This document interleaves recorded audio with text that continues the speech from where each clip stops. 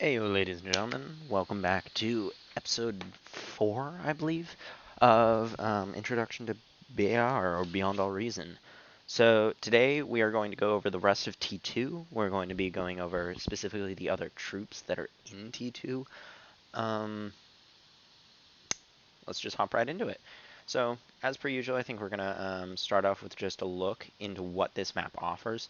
So the map I chose today is called Iron Isle V1. It's a weird map, I'm not gonna lie. If you have the opportunity to, I'd suggest playing on it if you want to experiment with what troops can do. Simply because, well, it's Iron Isle. As you notice, there's actually not there's no spots for metal on this map, and that's because the entire map is a spot for metal. If I click here, you can see that I can extract metal from literally every single spot on this map. So you get some crazy setups that are going to be looking like this, and it can lead to a lot of fun. So, you know, get that going. Alright, my eco is not good enough to do this, but we're going to go for it, because I want to. I'm also going to attach this to that specifically. We'll see. One thing I did want to bring up, this has happened twice now as I've tried to record this. Whenever I start a simple defender Heyo in this map, it doesn't know what to do. Like, I genuinely think that it's because there's no, like, my guess would be that there's no metal extraction spots, so the AI just doesn't know what to do. But twice now the AI is spawning in this location, and it'll sit here like a potato the whole game. Like, it literally will not do anything.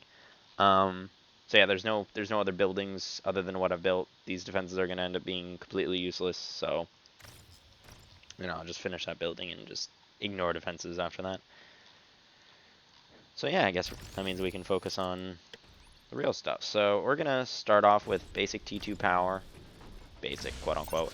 Still pretty expensive and all that, but I do want to get at least this going before we get into anything more major.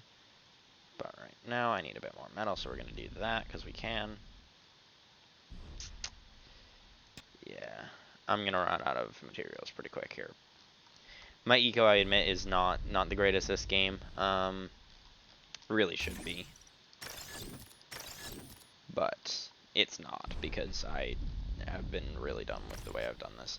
Now, you'll notice that I did reclaim my Tech 1 bot factory to finish my Tech 2 bot lab. I do this now almost every time, and we'll actually get into the specific reasoning about why I'm able to do that. But we've already gone over this Tech 2 construction bot and what it can do in the last video. If you haven't seen that, I'd highly suggest going to check that out, because I go over all of the different buildings within this construction menu, and their uses, their abilities, their drawbacks, etc. So it's a good video to check out. I'd highly recommend doing it. And clearly I'm not a biased viewer at all. I couldn't be. Biased source of information. That's the phrasing I'm looking for. Alright. I want some Tech 2. This boy. Alright. So let's start off at the beginning of the list. So we've already gone over the Tech 2 constructor. Let's go over the combat engineer. So I used these in the last video for their build power, because as you'll notice, they're extremely quick, like they move fast, right? But they also have inherent build power. So they have a build power of 125, which it's not as much as a construction turret. Construction turrets have about 200, but it's going to be more than a Tech 1 constructor. And because they're cheaper than the Tech 2 constructors, what you can do is stack like 5 or 10 of these behind the Tech 1 constructors, and it'll just be increasingly stacked build power for whatever you need it for. So I can attach this guy to my Tech 2 bot, as I often do, in order to just increase its build power, like almost instantaneously. I also want these guys to have priority while they're doing this, so this can finish up quickly. No, I can touch that. Alright. So, what else can the combat engineer do? So, we only touched on like the very basics. He's fast and he has build power, right? But when you click on the engineer, you'll notice that he has all of these available to him to build. And you might be a little bit confused because you're looking at here and there's grunts, there's stealthy paratrooper bots, there's anti-air, there's destroys. Like, you can build a boat with this guy, like, what? The coolest thing about combat engineers is you don't actually need to have any form of bot lab in order to build things. So I can take this combat engineer and I can build a Tech 1 constructor. I can build a grunt. So this guy is the main reason why I suggest that you reclaim your Tech 1 bot lab to get that 670 metal back at the beginning of the game in order to go Tech 2. Is because with the exception of a single unit, and that's going to be the, I think the Grave Robber it's a reclaiming bot, everything in Tech 1 you can build with Tech 2 through the combat engineer, which is super useful and makes this unit one of the most versatile in this game, and I personally love to use them. So the thing is it doesn't stop there. So he can build Tech 1 constructor ships, and while we haven't gotten to ships yet, what that means is he can build a Tech 1 constructor ship, and from there, that Tech 1 constructor ship can build a Tech 2 ship yard, meaning you don't have to build a Tech 1 shipyard if you have this guy right here, which is extremely useful. He can also build stealthy paratrooper bots, grunts, fiends. Fiends I personally enjoy quite a lot. We'll get into what they do later. But the cool thing about the combat engineer is he can build them anywhere. So I don't have to build it at the lab. I can build a fiend right here if I wanted to. I'm just going to reclaim him because I don't actually want that troop there. But you can build any of these troops anywhere you want. If I just want to build some destroyers, I can have this guy come over here and start going on destroyers. He also builds construction turrets, which I use a lot, advanced radar, perimeter cameras, which I don't use a lot, but they're useful for just basic sight. Advanced jammers, advanced fortifications, so a thick wall. He builds medium mines. These are actually super useful, especially given the speed of the combat engineer. So you can lay out a line of mines like in a very slotted spot. So on a lot of maps, you'll notice that there are certain locations where your opponent's troops are going to have to funnel through, and those are good locations for mines. So I would put mines like right in this area and just put a line and another line and another line just as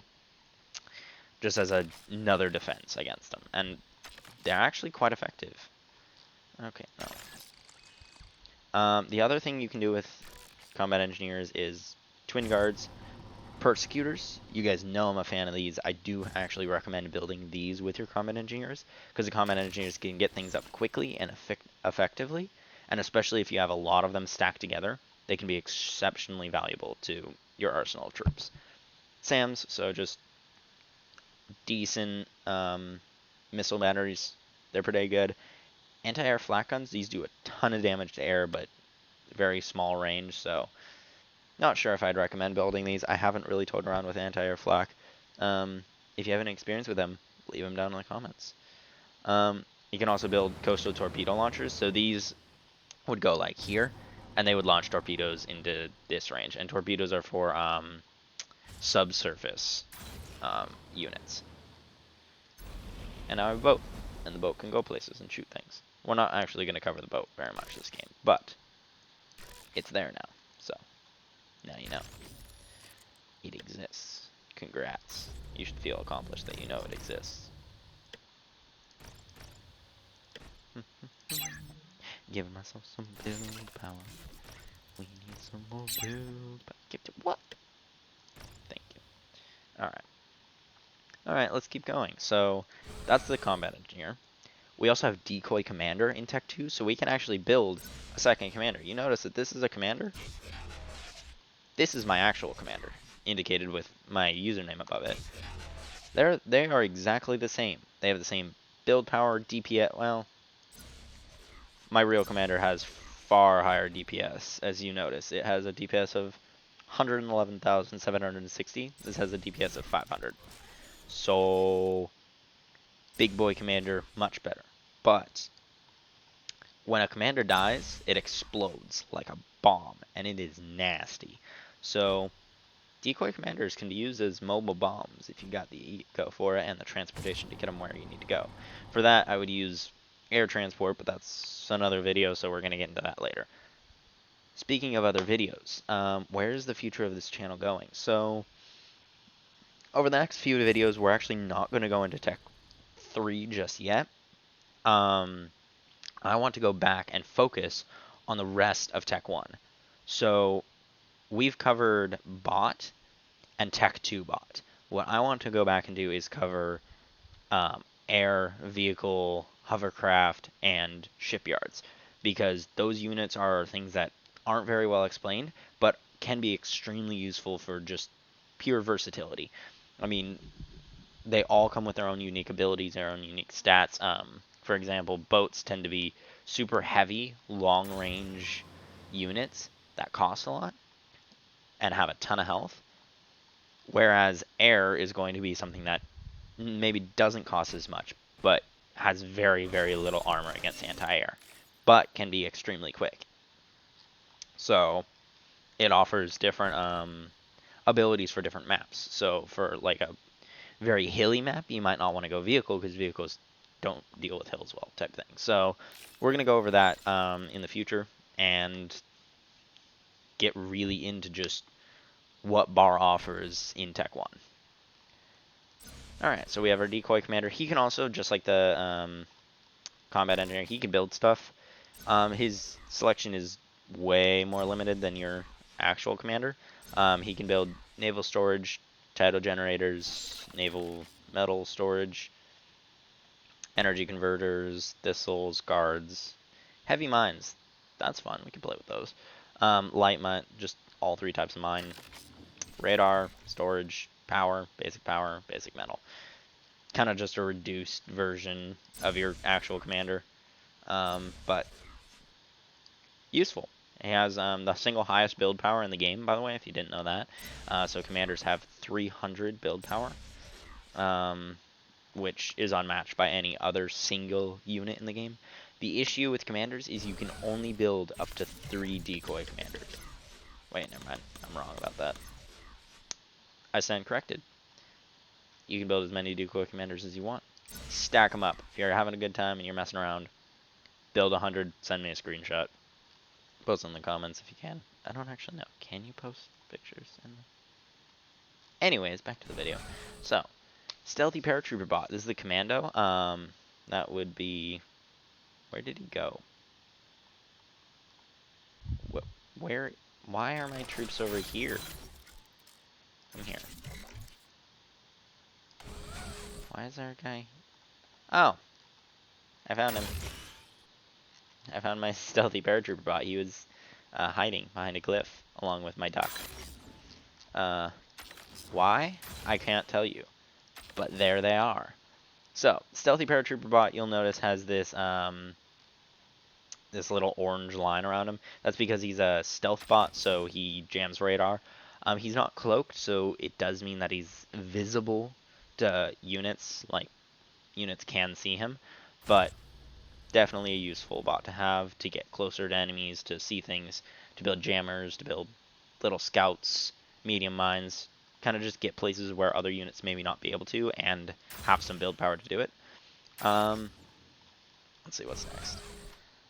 Spectre, so the Spybot. So this thing is actually pretty cool. It has no attacking abilities, has no weapons to its name, but it's cloaked. It's a very useful bot. So if I send this guy right next to this urchin, odds are the unit will not be able to detect this Spybot.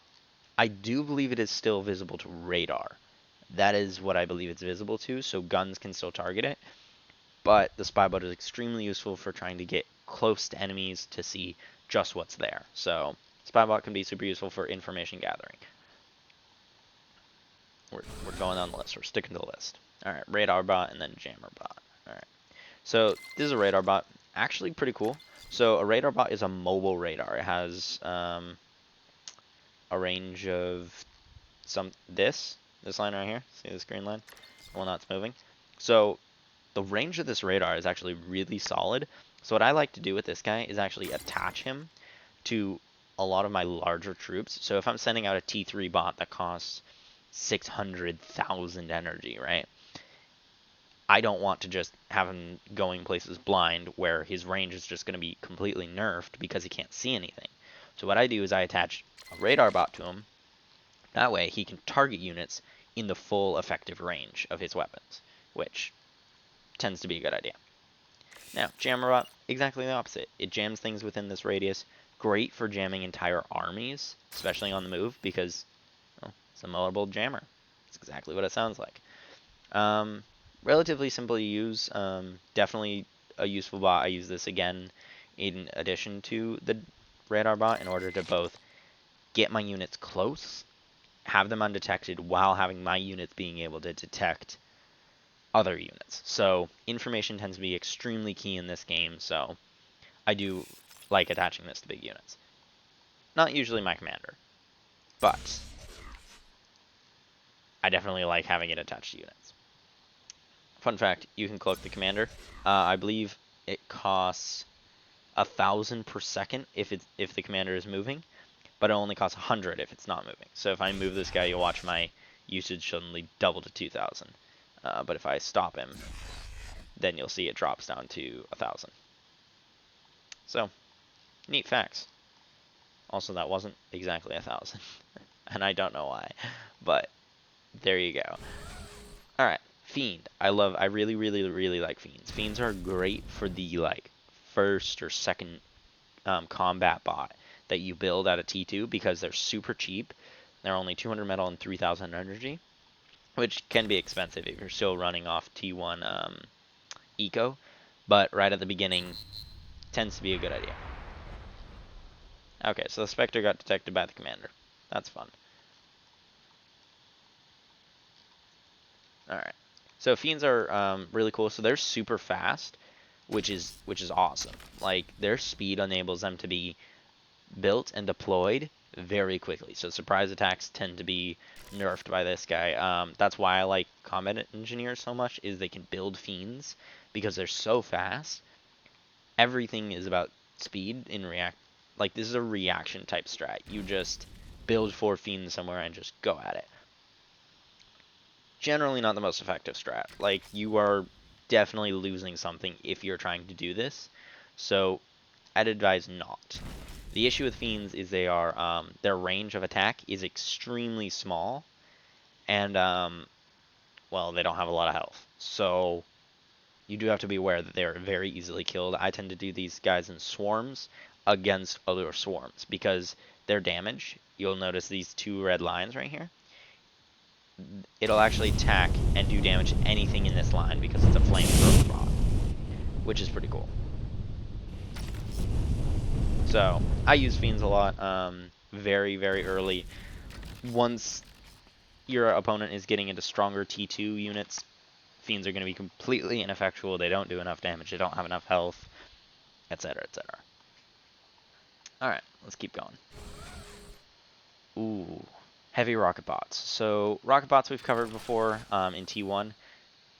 Extremely long range, which is amazing.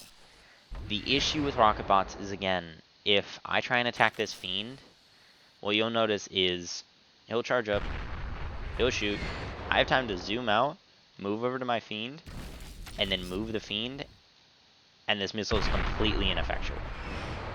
So, Rocketbots are only good for... Siri heard me, and I don't know why. Rocketbots are only good against static defenses.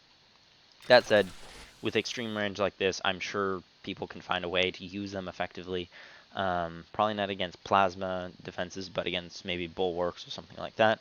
Could be extremely good. So, you know, try and experiment. Alright. So we have our Sheldons. I actually really like Sheldons. Sheldons are this guy right here, a mobile mortar bot. The thing I like about Sheldons is its insane range. So its range is comparable to the Rocketbot, and because of its range, like let's say I build this guy right here. If I build a guard tower, this guard tower has a range here, right? And yet the Sheldon at the same time can hit that guard tower. So the cool thing about Sheldons is they can stay out of range of other units while still being able to hit them. So Sheldons are great. I tend to deploy these in groups of like 5 or 10 and then just have them kind of go out in those groups and just shoot things from a range so that they can just take out defenses without getting anywhere near them. It saves you on cost of losing troops, and oftentimes you'll be able to get in a few hits or a few buildings down before.